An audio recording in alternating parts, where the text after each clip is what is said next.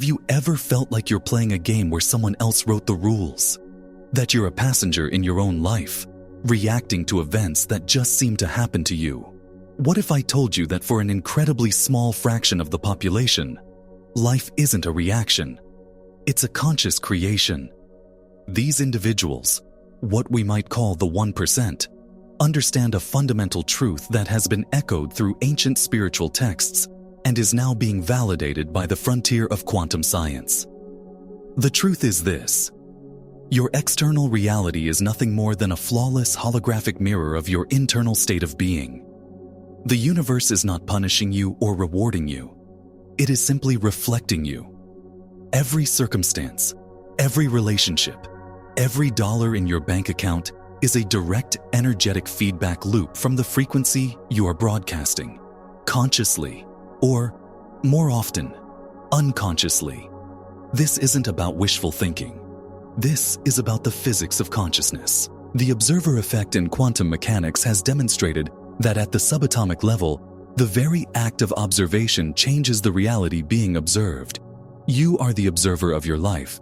Your consciousness, which is a blend of your focus, your emotional state, and your deepest core beliefs, is the force that collapses the infinite field of potential into the specific experiences you call your reality. So, if you don't like what you see in the mirror, you don't try to change the reflection. You must change the source. You must change you. The solution, then, is to stop trying to manipulate the external world and to begin mastering your internal one. It's about becoming the conscious creator of your reality by deliberately shifting your internal frequency. Now, what do I mean by frequency? It's the vibratory signature of your being in any given moment. It's the sum total of your thoughts, your emotions, your assumptions, and the sensations in your body. Think of reality as an infinite field of radio stations. Every possible reality you can imagine. The one where you are wealthy. The one where you are in a loving relationship. The one where you are vibrantly healthy. Already exists as a stable frequency in the quantum field. It's not something you need to build from scratch. It is already there. Your job is not to create it, but to tune your receiver, your own consciousness, to match that frequency. You do this by no longer living from the consciousness of the person who wants that reality, but by operating from the consciousness of the person who already has it. This is the principle of resonance. In physics, resonance is the tendency of a system to oscillate with greater amplitude at some frequencies than at others. When you consistently broadcast a frequency of wholeness, abundance, and love, the universe, by law, must bring people, opportunities, and events into your life that resonate with that signal. This is why just thinking positive thoughts often fails. If you are thinking a positive thought but your body is tense with the feeling of lack, you are broadcasting a chaotic, incoherent signal. The universe doesn't listen to your words. It feels your vibration. True change happens when your thoughts, emotions, and bodily sensations come into perfect alignment, into coherence. So why is this so difficult? Why can't you just decide to be happy and abundant and have it all show up? The reason lies deep within your biology, in the operating system of your subconscious mind. Neuroscience has shown us that about 95% of who you are by the time you're 35 years old is a set of memorized behaviors, emotional reactions, and conditioned beliefs that run on autopilot. This is your identity. Your personality is literally your personal reality. This subconscious programming was largely formed in your childhood, based on emotional experiences that taught you how the world works and who you are in relation to it. This is why intellectual understanding is not enough. You can read every book on manifestation. You can understand quantum physics perfectly. But if your subconscious mind is programmed for struggle and your body is emotionally conditioned to feel lack, that is the frequency you will broadcast. And that is the reality you will continue to create. You are trying to drive a car forward while your foot is slammed on the brake of your subconscious conditioning. The body has become the mind. It has memorized the chemical state of fear, of unworthiness, of not enoughness. and it will seek out circumstances to justify feeling that familiar way. Because the known, even if painful, feels safer to the subconscious than the unknown. To truly change your reality, you have to do more than change your mind. You have to change your being. You have to recondition your body to a new mind. This brings us to the most critical principle for rapid transformation: embodiment. True change does not happen in the mind, it happens through the body. You cannot think your way into a new reality. You must feel your way into it. The language of the subconscious mind is not logic. It is feeling and sensation. So I want you to stop right now. Stop thinking about what you want. And instead, I want you to ask yourself a different question. What would the version of me who is living my dream life feel like in their body right now? Not in the future. Now.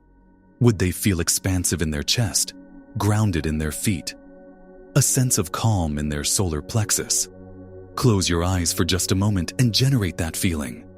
Generate the physical sensation of freedom, of worthiness, of love. This is not faking it. This is activating a potential reality. You are using your body as an antenna to tune to that frequency. This is where epigenetics comes in.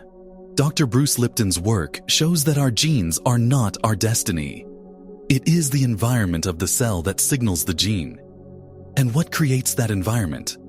Your perception of the world, which translates into chemistry. When you generate an elevated emotion like gratitude or joy, you are literally sending new chemical signals to your cells, activating new genetic pathways. You are telling your body it's in a new environment, and it begins to physically rewire itself to match. Remember the double slit experiment. A particle exists as a wave of pure potential until it is observed. Your focused, embodied attention, your feeling state, is the act of observation that commands the field of energy to collapse into the material reality you desire. You are literally selecting your reality from the quantum field with your state of being. To make this truly effective, we must talk about coherence. Incoherence is when your mind wants one thing, but your heart and body are feeling another. You say, I want financial freedom, but you feel the constant gut-wrenching anxiety of debt.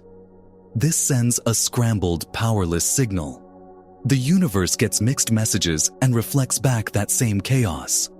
Coherence is when your thoughts, emotions, and intentions are in perfect alignment. This creates a powerful, laser-like signal that penetrates the quantum field. A crucial key to achieving this coherence is understanding the profound difference between intention and attachment. Clear intention comes from a place of wholeness. It is a calm, knowing declaration of who you are choosing to be. It carries the frequency of already having. It's the feeling of, this is who I am now. Fear-based attachment, on the other hand, comes from a place of lack. It's the desperate, needy energy of I need this thing to happen, or I won't be okay. This broadcasts the very frequency you are trying to escape, the frequency of not having it. The universe, in its infinite and impartial wisdom, simply mirrors that feeling of lack back to you. Ancient spiritual teachings understood this perfectly. In the Bible it says, "To everyone who has, more will be given." This isn't a cruel capitalist maxim. It's a quantum formula. To the one who has the consciousness of abundance, the feeling of wholeness, more will be given. Vedanta philosophy teaches that your true self, the Atman, is already perfect, whole, and complete. The work is not to get anything, but to remove the layers of false identity that believe you are lacking. Your only job is to define your future and embody the feeling of it in the present moment. You must trust that the how, the when, and the where are not your domain. Your absolute faith in the unseen is what allows the universe to orchestrate a reality far greater than your mind could ever conceive. So how do you integrate this into your daily life? You must make it a practice, a ritual of being. I invite you to start your day differently. Before you check your phone, before you engage with the problems of your current reality, spend 5 to 10 minutes in a state of creation. Sit down, close your eyes, and ask yourself that question again. Who do I want to be today? And then, Begin to rehearse the feeling of that future self. Feel the gratitude in your heart, as if your desires have already manifested. Feel the freedom in your body. Feel the confidence. You are not visualizing it as some distant future. You are pulling that future reality into your present moment through the portal of your body. You are installing new neurological hardware. Then, as you go about your day, your job is pattern interruption. The moment you catch yourself thinking a limiting thought or feeling a familiar negative emotion, you must become aware of it. Don't judge it. Simply notice it and say, "This is the old me. This program is now deactivated." And then, consciously choose to return to the feeling you cultivated in your morning practice. It's a moment-by-moment choice. I want you to make this real right now. Go to the comments section and declare one feeling you are choosing to embody for the rest of this day. It could be wholeness, peace, abundance, or clarity. By writing it down, you are making a conscious contract with yourself and broadcasting that intention into the collective field. Now, as you practice this, two things will inevitably come up: your past and your internal resistance. These are the gatekeepers to your new reality. Let's start with your past. The past does not exist. There is only a neurological pattern in your brain and an energetic charge stored in your body that you keep reactivating in the present moment. You cannot change what happened, but you have the absolute power to change the meaning of what happened. This is modern-day alchemy. I want you to take an experience from your past that you believe has limited you. Instead of viewing it from the perspective of a victim, ask yourself a new set of questions. What wisdom did I gain from this? What strength was forged in me because of that fire? How did this experience perfectly prepare me for the person I am now choosing to become? When you can genuinely find the gift or the lesson in your past, you transmute its energy. You take the lead of pain and turn it into the gold of wisdom, and its emotional charge over you dissolves. Now, what about resistance? The feelings of doubt, fear, and frustration that arise when your new reality hasn't shown up yet. Your instinct is to fight it, to push it away. This is a mistake. What you resist persists. Resistance is not your enemy. It is a messenger from your subconscious. It is flagging an old belief that is in direct opposition to the future you are creating. So, when resistance comes up, get curious. Welcome it. Say to that feeling, "Thank you for showing up. I know you're trying to protect me based on old information. What are you here to show me? What outdated belief are you attached to?" By meeting this part of yourself with compassionate awareness rather than judgment, you integrate it. You bring the unconscious into the light of consciousness, and it loses its power. This is the deep work of reconditioning that 95% of your being. Let's bring this all together. You are not a passive observer in a fixed reality. You are a conscious creator in a quantum field of infinite possibility. The secret, understood by the mystics of old and the physicists of today, is that your external world is a direct, non-negotiable reflection of your internal state of being. Your power does not lie in manipulating people or circumstances outside of you. Your power lies in the complete and total mastery of your inner world. Embodiment is the key. You must feel the reality you want in your body first, generating the emotions of your future before it has been made manifest. This is the act of creation. Your internal state is the cause. The external world is the effect. Stop waiting for the outside world to give you permission to feel worthy, abundant, or loved. That is the old model of reality.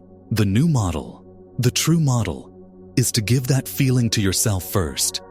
This is the essence of faith. It is a trust in a future you can't yet see with your eyes, but can feel with every cell of your being. Your true point of power is now. It is always now. The past is a memory. The future is a potential. Creation only ever happens in this present moment. So your work, starting this very second, is to stop chasing your desired reality and start becoming an energetic match for it. Inhabit it. Live from it. Breathe from it. When your inner state of being becomes more real to you than your outer world has no choice but to change. It must. It is law. You are far more powerful than you have been led to believe. It is time to remember who you truly are.